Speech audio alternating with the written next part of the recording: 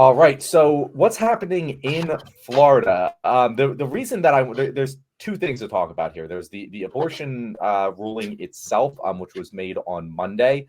So Florida's highest court cleared the way essentially for an abortion ban that could take effect on May 1st, which would be a 6-week abortion ban. I believe the article I'm looking at doesn't actually say that number, and I want to check. But the bigger story here is that after that happened, a memo was released by Biden's campaign manager, Julie Chavez Rodriguez, saying that Florida is now a winnable state.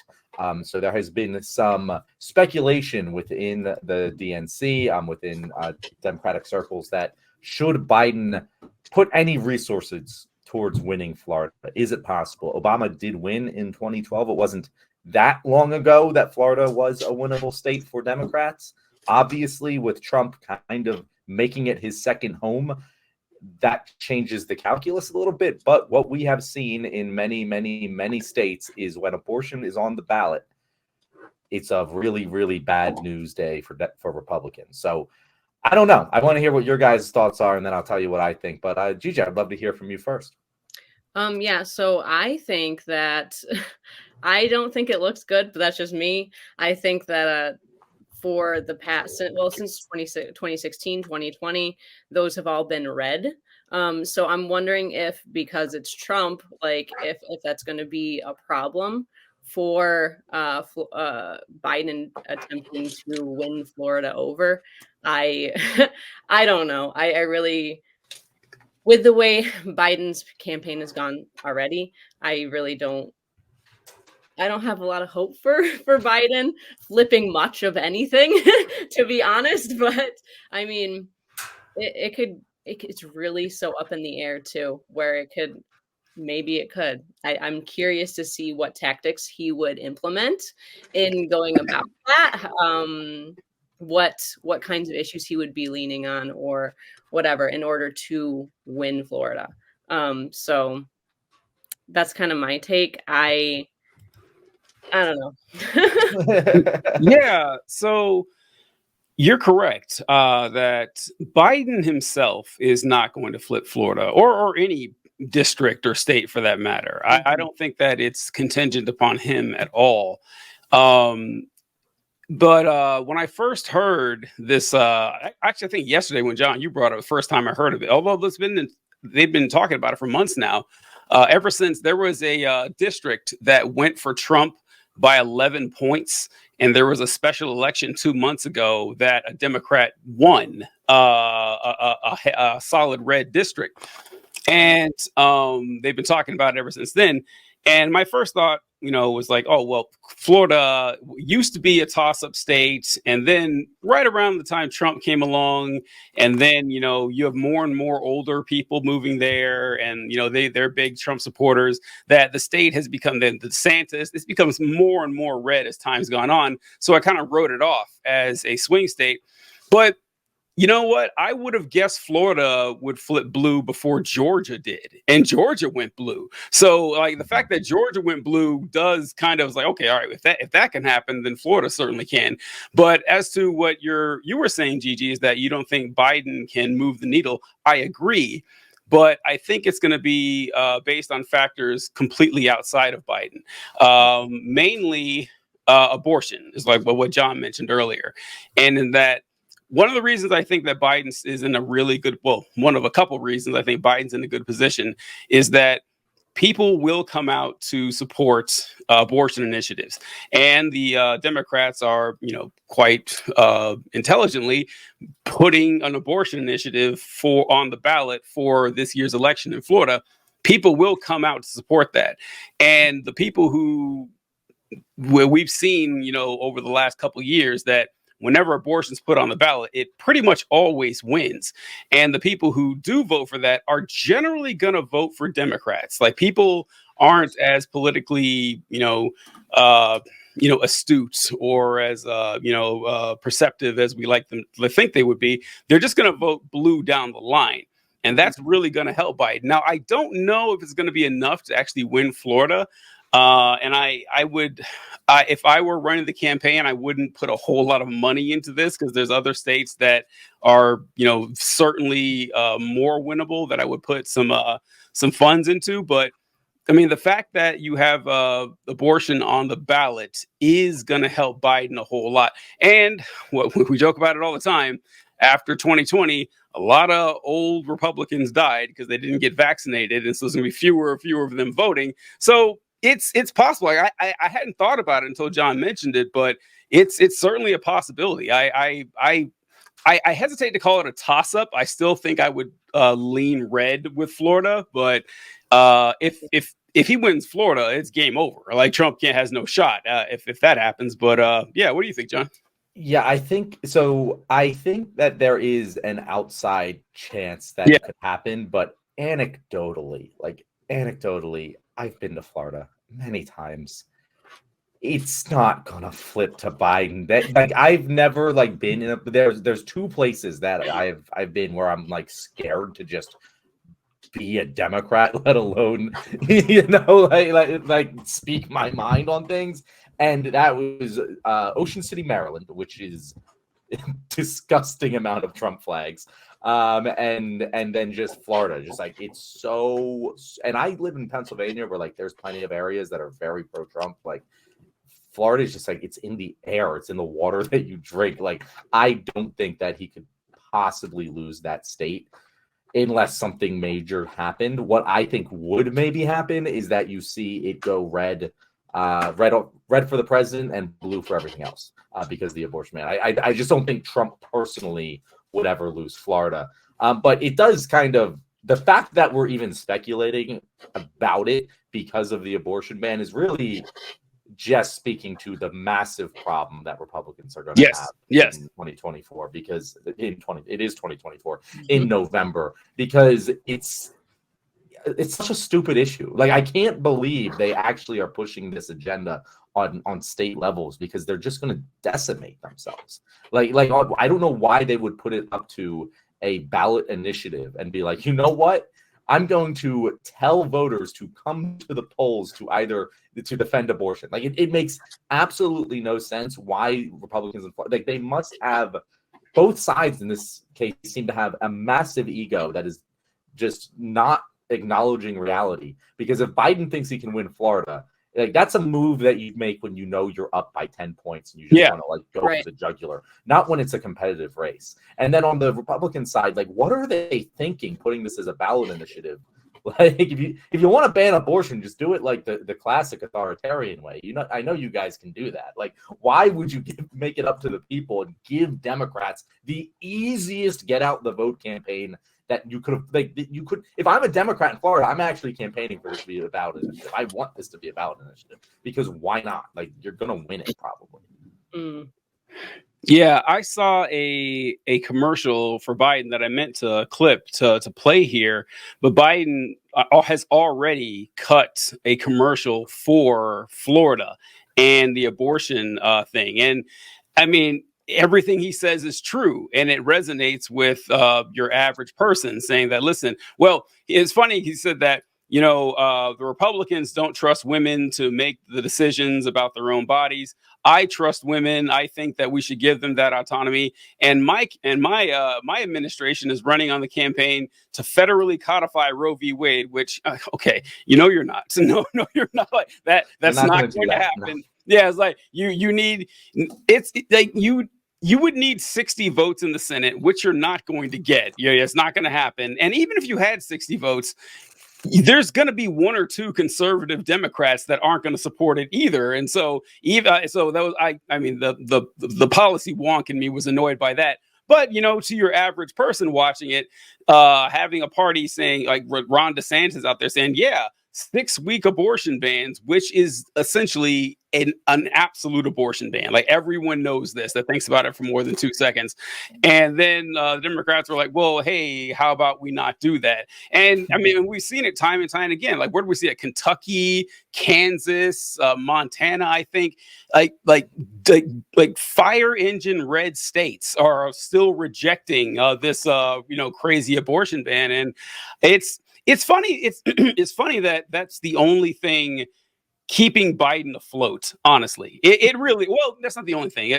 Is the abortion stuff and the fact that he's running against Trump. Like, if it weren't for those things, Biden would be cratering. But the fact that, like, the Republicans have just made it very clear that, yeah, we want Handmaid's Tale type shit here. We don't want women to have any control over their bodies at all. You're incubators, you're just machines to create children, and then you have stories of, like, 10-year-olds getting raped and pregnant, and Republicans are out on TV saying, well, yeah, they should have the baby. That is bonkers. That scares the shit out of people. And it's funny, I saw was it The Good Liars? I can't remember who I saw, but they were going around to Republicans and asking them about these hypotheticals, and they're like, yeah, that does seem a little bit extreme. And so, like, a lot of Republicans even think that the no abortion at any time is nonsense, and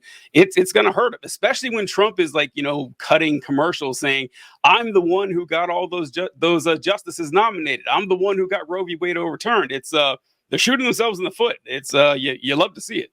Mm-hmm. Yeah, the more crazy it gets with that, the the easier it can be for Democrat to just swing in and like be like, no, let's maybe not do that.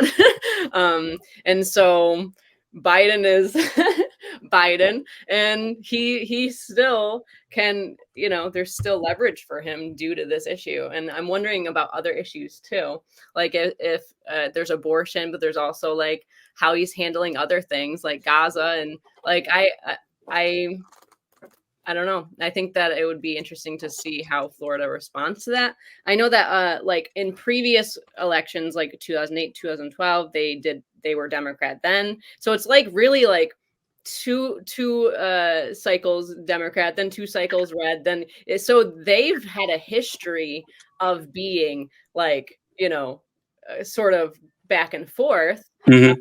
I think it's northern Florida that's more conservative, and then the southern is like more, liberal, Democrat, whatever. The fun part of Florida, like Miami. Yeah, exactly. Yeah. So, the Keys in Orlando and Miami. Florida's straight up like divided, it seems. And so, I mean, the 80s and 90s were really good for red, but of course that's long gone now, so I'm wondering, like, if it's, I don't know. We'll have to see. It's a weird state because you have such weird demographics in that you have a high immigrant, you have an extremely high elderly population, you have an extremely high immigrant population, but a lot of those immigrants are also Cubans who are relatively more conservative than pretty much every other Hispanic immigrant group. So like it's a very weird mix that is what makes Florida be purple. I just think at the end of the day that the get out the vote is too strong with Trump. Even if it's 50-50 proportionally in the population, if everyone voted, that's what it would be. I think Trump would still win because his campaign is just strong in Florida. Like it's part, as I said, it's part of the culture there. And there'd have to be a significant get out the vote campaign from Democrats, but again, this is the one thing that they could actually coalesce around and like make that happen. Like the silent women in the Republican households that have showed up in every other state might end up sinking them again in Florida, but I'll believe it when I see it, TJ. I think that like what you guys talking about with the oscillating nature of political climate for Florida, it's a lot to do with demographics, because a lot of older people are moving into Florida, and old people are they're closer to shuffling off this mortal coil, and when they start dying off, then the demographics shift again. And the Cuban thing is funny too, because yes, like Latino, the Latino population pretty much I checked the stats on this a while ago, consistently votes about 65% blue, like for the last 25 years or so. And but the one exception are the Cuban immigrants, and that's basically because the Cuban immigrants they're the people you talk to is like, well, Castro, stole my family's slaves. They took away my grandfather's plantation. So yeah, they're going to be pretty conservative, but that's going to be a different thing. I said we had a comment here. Biden is losing popularity because of the Gaza crisis. He's just as bad as Trump at this point. He can be pro-choice all day, every day, but it doesn't matter if he's selling weapons to Israel. Appreciate the comment, Casey. So I would say he's just as bad as Trump when it comes to Gaza, but for everything else, I mean, I think that's demonstrably false. But it's we'll get into this later, I think. But the people, like, there's a lot of single issue voters out there, and for however we can take it, there are more single issue abortion voters than there are single issue Gaza voters. Like exponentially. There's more single issue abortion voters than there are any single issue voter. Like I don't think there's anything else. Guns might be a bigger one. Maybe guns. Yeah. Well, but that's not really a swing. Like they all. But anyone whose guns is important to them, it's only one way. Like only the pro-gun people are single issue voters more than pro-life people. But like the anti-gun people, I don't think are single issue voters in the same way. Does that make sense? So I saw a chart in 2017, and it was talking about like what predictors on how you voted. And so, like, if you were married, you were more likely to vote for a Republican. If you were a college student, you're more likely to vote for a Democrat. The strongest correlation was gun ownership, like out of all of them. Like if you owned a gun, that was the strongest correlation that you would vote for a Republican. So I was like, that's why I brought that up, because it's odd too, but I mean, I guess not. I think it's a little like it works both ways. Like if you own a gun, you're more likely to vote Republican, but also if you're a Republican, you're more likely to own a gun. I'm not sure what the causation is there, but it's just a pretty good through line. Yeah. What about his promise to not do pipelines? I'm not sure what this to do with this topic. I mean, yeah, Biden. I think she's just kind of shitting on That's Biden, a really which is totally common fine. argument. Is like the Russian pipeline. Like I hear that all the time, right? Well, Like, I'm not so sure she's referring to the Russian pipeline. I think she's probably referring to the oil drilling. Yeah, I think she's referring to like our pipelines that we built. And yeah, okay. Biden is bad on climate change. He's awful. It's true. Which he doesn't get. Like it's incredible how much like people deny that. By the way, like it's incredible. Like we were he made the biggest infrastructure, like green infrastructure investment ever. It's like, yeah, but if you look at what climate scientists say about it, they're like, nah, it's not good enough. No, they're very unanimous about this. This isn't something that's like up for debate, and it's shocking to see that Democrats do exactly what Republicans do on the issue and just deny the science and reality. When back when I was like first being a guest on this show, I remember us doing a segment about this very issue and how there's very little daylight when it comes between the Republicans and the Democrats when it comes to climate change stuff. Like it's like almost none at all, and it's an unfortunate issue because like, when you talk about it, it doesn't get a ton of engagement. Like it's not a sexy headline or anything. And people, they're not thinking 50 years in advance. They're like, okay, well, I'll probably be fine tomorrow. And it's so sad because it's like, this is Thanos shit. Like it's inevitable. Like we're going to keep warming the planet. I don't see a way that it's going to stop. I wish it could, but when our politicians are owned by corporations, and some of the biggest ones are energy corps. Yeah, they're going to keep pushing this stuff to ruin the climate. So yeah, it's unfortunate, true. Guys, and that is the wrap of our show. Thank you so much. If you happen to be watching that episode where I said that KC was our favorite viewer, well, you know how you can become our favorite viewer by liking, subscribing, commenting, just like she did. And make sure to join us live at 6 o'clock on Wednesdays and Thursdays. And if you want to find our very special guest today, I will let Gigi tell you where. Gigi, it's Gigi. People, my grandmother's name is Gigi. It's been I've been trying to not do it this whole time, but you know what, Gigi, take it away. Thank you. And I'm honored to be, called by your grandma. That's fine.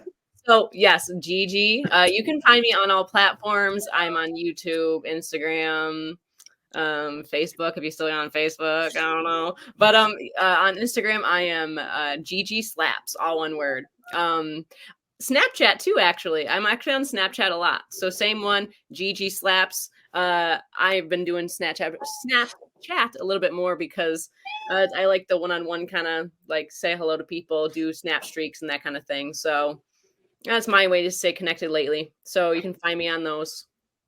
Thanks a lot, Gigi. We appreciate you coming on the show. Been a fantastic guest. For the rare listener that's older than me, you can find her on Facebook. Be sure to look her up. She'll be happy to friend you. But we enjoy you guys. Thanks for watching the show. We'll catch you next time. All right. Good shit. Good shit. We'll shut the stream here.